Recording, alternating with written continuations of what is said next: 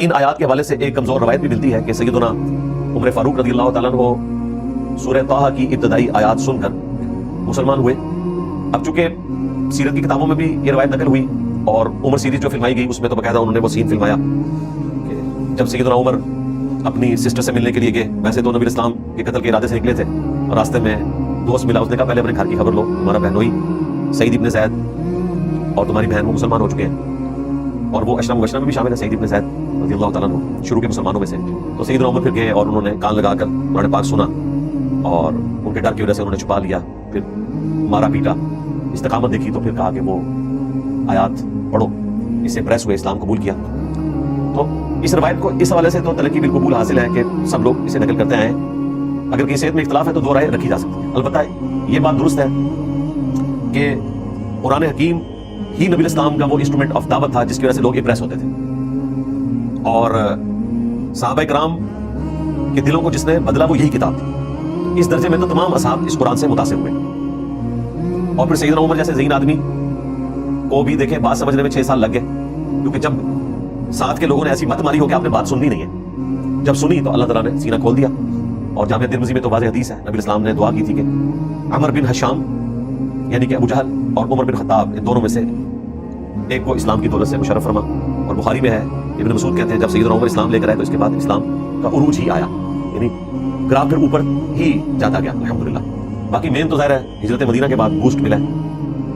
مکہ شریف میں تو 13 سال نبی اسلام رہے، ان 13 سالوں میں سے بھی 7 سال تو حضرت عمر بھی مسلمان تھے، لیکن پھر بھی 125 بندے مسلمان ہوئے۔ حضرت عمر 40ویں تھے جب اسلام لے کر آئے، تو ان کے بعد مشکل سے آپ سمجھ لیں 80 لوگ ہی مسلمان ہوئے 7 سالوں کے اندر۔ لیکن مدینہ شریف جانے کے بعد اللہ تعالیٰ نے جہاد اور قتال کی برکت سے نبی اسلام کی دعوت کو پھیلایا، اور اگلے 13 سالوں میں رومن اور پرشین امپائر بھی نبی اسلام کے قدموں میں، آپ کے غلاموں کے قدموں میں ڈھیر ہو چکی تھی الحمدللہ۔ وہ حدیث ٹھیک ہے جامعہ ترمذی کی کہ نبی اسلام نے دعا مانگی تھی اور وہ دعا قبول ہوئی۔ عمر بن حشام جو ہے وہ ابو جہل کا نام ہے، حضرت عمر کا نام ہے عمر بن خطاب، یہ پیش کے ساتھ ہے، وہ زبر کے ساتھ ہے، لیکن اردو میں اسے عمرو لکھا جاتا ہے، عربی میں بھی عمرو لکھا جاتا ہے، لیکن پڑھنے میں وہ عمر ہے، کیونکہ اس زمانے میں زبر زیر پیش نہیں ہوتے تھے نا، تو عمر میں اور امر میں فرق کرنے کے لیے اس کے ساتھ ایک واو ڈال دی جاتی تھی کہ جس عمر کے بعد واو لکھا ہوگا اس کو آپ نے زبر سے پڑھنا ہے۔ آج تو یہ واو آپ اڑا بھی دینا اور عمر بن حشام اس طرح لکھیں تو لکھ سکتے ہیں، کیونکہ اب زیر زبر ہو چکے ہیں، اب یہ پرابلم ختم ہو چکی ہے۔ لیکن جس زمانے میں قرآن کی کتابت کی گئی اس وقت زبر زیر پیش نہیں تھے۔ یہ انیشلی تو سیدنا علی کے دور خلافت میں ابو الاسود الدولی، جن کو عربی لنگوسٹک میں صرف نحو کا امام مانا جاتا ہے، وہ جسٹس بھی تھے کوفہ میں سیدنا علی کے دور خلافت میں، ان کی ڈیوٹی حضرت علی نے لگائی تھی کہ اس طریقے سے اجمیوں کے لیے قرآن پڑھنا آسان ہوگا۔ اور اس کے بعد پھر عبد الملک بن مروان کے دور میں زیر زبر پیش یہ ساری چیزیں آئیں، اور آج جو ہمارے پاس یہ قرآن ہے یہ کریڈٹ جاتا ہے عبد الملک بن مروان کو کہ اس نے عربی لنگوسٹک کو اس طرح ایوالو کیا کہ وہ اجمیوں کے لیے مزید آسان ہو سکے۔ صحابہ کرام کے دور میں یہ زبر زیر پیش نہیں تھے، ان کو عمر اور امر میں فرق کرنے کے لیے واو آگے لگانا پڑتا تھا۔ ہمیں واو کی ضرورت ہی نہیں، عمر لکھا ہو پیش اور زبر سے ہم فرق کر سکتے ہیں۔ یہ تو ایک مثال ہے، اور کئی مثالیں قرآن پاک میں کہ جو زبر زیر پیش اور تنوین کی وجہ سے اب آسانی ہو چکی ہے۔ پھر کھڑی زیر، الٹا پیش، کھڑی زبر، یہ بھی الف مدہ، واو مدہ اور یا مدہ کے ایکویلنٹ چیزیں آئی۔ اس کے لیے آپ میری عربی تجوید کی جو کلاس ہے وہ آپ دیکھ لیں، اس میں میں نے ان چیزوں کا فرق بتایا ہوا ہے۔ تو وہ بات درست ہے کہ حضرت عمر کے حق میں دعا قبول ہوئی۔ باقی یہ والی روایت کمزور ہے، لیکن چونکہ سیرت میں اس قسم کے واقعات ملتے ہیں، کئی اور واقعات ہیں جن کی سندیں کمزور ہیں لیکن تلقی بالقبول حاصل ہے۔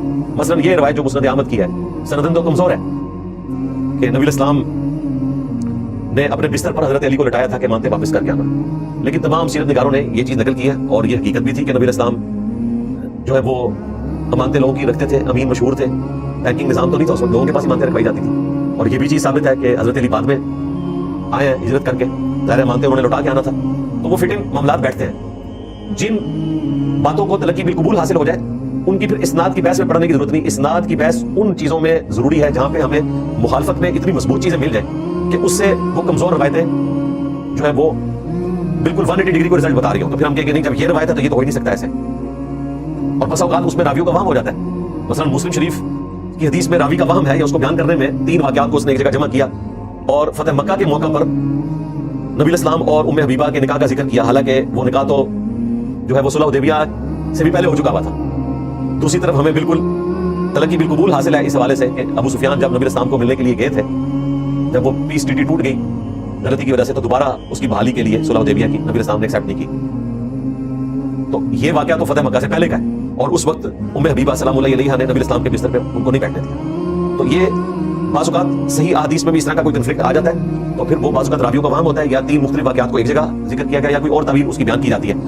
اسی طریقے سے جو اس قسم کے واقعات ہیں ان کے بارے میں بھی بعض اوقات بیان کرتا ہوں یا میں کوئی چیز ریفر کرتا ہوں تو ہمارے چونکہ اسٹوڈنٹس بعض بہت شکی مزاج کے ہیں یا وہ تحقیقی ذہن رکھتے ہیں, وہ کہتے ہیں جی کہ آپ کیوں اس طرح کی چیزیں ریفر کرتے ہیں جو ضعیف روایتیں ہیں. تو ساری کی ساری ضعیف روایتیں فارغ نہیں ہوتی ہیں. جب ترقی بالقبول کسی چیز کو حاصل ہو جائے اور اس کی مخالفت میں کوئی بات نہ ملتی ہو تو پھر اس طرح کی روایتوں کو بیان کرنے میں حرج نہیں. ہمیں جو ضعیف روایتوں سے اختلاف ہے ان کی وہ یہ ہے کہ یہ ضعیف روایتیں بیان کرتے ہیں, اس کے بعد اس کے اوپر عقیدہ کھڑا کرتے ہیں اور وہ عقیدہ ایسا خطرناک ہوتا ہے کہ وہ قرآن کے بھی 180 ڈگری مخالف ہوتا ہے, صحیح الاسناد حدیث کے بھی 180 ڈگری مخالفت ہوتا ہے. جس طرح پچھلے دنوں میں نے تفصیلاً بحث کی تھی جو طارق جمیل صاحب کی پوڈ کاسٹ ہوئی ارشاد بھٹی صاحب کے ساتھ, اور انہوں نے کہا جی فضائل مال میں لکھا ہے کہ امام حنیفہ رحمۃ اللہ علیہ گناہ دھلتے ہوئے دیکھ لیتے تھے.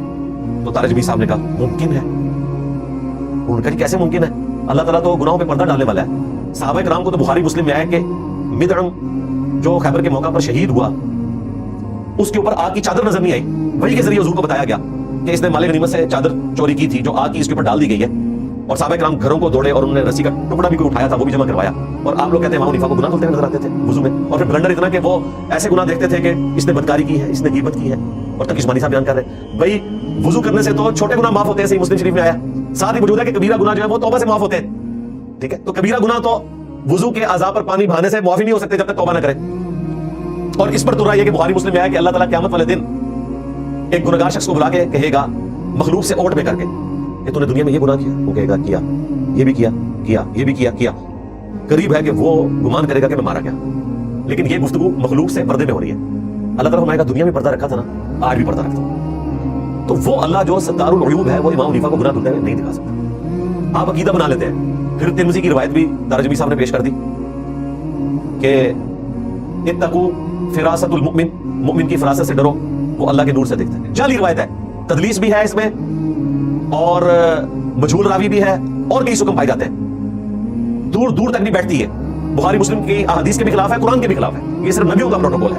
وما كان الله ليطلعكم على الغيب, تمہاری یہ شان نہیں ہے کہ اللہ تعالیٰ تمہیں غیب پر اطلاع دے. ولكن الله يجتبي من رسله من يشاء, بلکہ اللہ تعالیٰ اپنے رسولوں میں سے جسے چاہتا ہے چن لیتا ہے. اور تمہارا کام ہے اللہ اور اس کے رسولوں پر ایمان لاؤ. صحابہ اہل بیت کا کام بھی صرف ایمان لانا ہے, اللہ تعالیٰ نے غیب پر اطلاع نہیں ان کو دینی, نبی کے ذریعے دینی ہے. اور تم نے جو ہے وہ 100 سال کے بعد امام حنیفہ کے ساتھ منسوخ کر دیا کہ وہ گناہ دھلتے ہوئے دیکھ لیتے تھے. جو گناہ بخاری مسلم میں ہے کہ صحابہ کرام کو نہیں نظر آتے تھے, عذاب قبر نظر نہیں آتا تھا, حالانکہ اللہ کے نبی ساتھ تھے. مسلم شریف میں تو الفاظ ہے میں نے ارادہ کیا کہ میں اللہ سے دعا کروں تمہیں عذاب قبر سنوا دے, دکھانا تو دور کی بات. پھر مجھے خدشہ ہوا کہ تم اپنے مردوں کو دفنانا چھوڑ دو گے اگر وہ چیخ تم نے سن لی, جو عذاب کی چیخیں. صحابہ کرام تو عذاب قبر دیکھنا تو دور کی بات رسول اللہ کی موجودگی میں سن بھی نہ سکے, اور آپ لوگ اپنے بزرگوں کے ساتھ ایسے عقیدے وابستہ کرتے ہیں. تو مسئلہ یہ امام حنیفہ کی شان نہیں بیان ہو رہی, مسئلہ یہ ہے کہ آپ عقیدہ علم الغیب اس کو اسٹیج پہ لگا کے آپ اس قسم کی جعلی روایتیں بیان کر رہے ہیں. اور تقی عثمانی صاحب جیسے علماء درس حدیث کے اینڈ پہ یہ واقعہ بیان کر رہے ہیں, بجائے تم کوئی آیت بیان کرو, کوئی بخاری مسلم کی حدیث بیان کرو. ہو رہا ختم بخاری ہے اور اس میں فضائل اعمال شریف کی کہانی شریف. بہرحال اللہ کا شکر ہے کہ اب تبدیلی آ رہی ہے. اللہ تعالیٰ لوگوں کو حق بات قبول کرنے کی توفیق دے. ہماری تو خواہش ہے ہماری بھی استقامت میں اضافہ فرمائے, علم میں اضافہ فرمائے. جو حق بات میں نے کہی اللہ تعالیٰ سے دعا ہے کہ اللہ تعالیٰ ہمارے دلوں میں راسخ فرمائے, اور اگر جس بات میں میرے منہ سے کوئی غلط بات نکل گئی تو اللہ تعالیٰ ہمارے دلوں سے معاف کر دے, ہمیں کتاب و سنت کی تعلیمات پر عمل کر کے دوسرے بھائیوں تک پہنچانے کی توفیق عطا فرمائے. سبحانک اللہم و بحمدک اشہد ان لا الہ الا انت استغفرک و اتوب الیک وما علینا الا البلاغ المبین. جزاکم اللہ خیرا.